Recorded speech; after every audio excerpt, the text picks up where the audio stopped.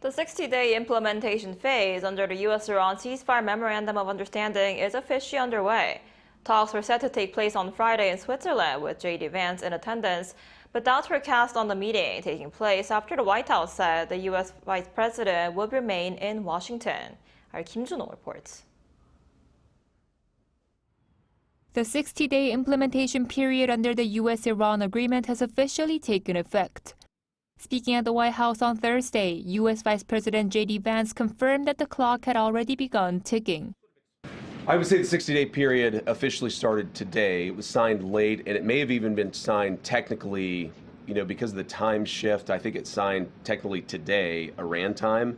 So yes, the deal started yesterday. We're going to start the 60-day clock today. A formal signing ceremony was scheduled in Switzerland for Friday. But according to the BBC, mediator Pakistan said it had been cancelled after the agreement was signed remotely. U.S. and Iranian representatives are still expected to meet there, although negotiations on Iran's nuclear program may not begin as planned. Earlier, Vance said he will likely travel to Switzerland for what he called technical negotiations, adding that the schedule remains fluid and describing Iran as a difficult counterpart.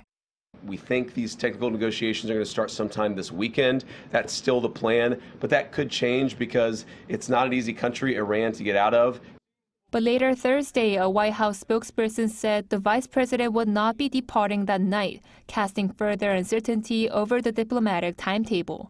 Stressing that any economic benefits for Iran are conditional on full compliance, the vice president defended the agreement as a worthwhile test of Tehran's intentions. He also said the Strait of Hormuz should remain open and free of tolls after the 60-day implementation period.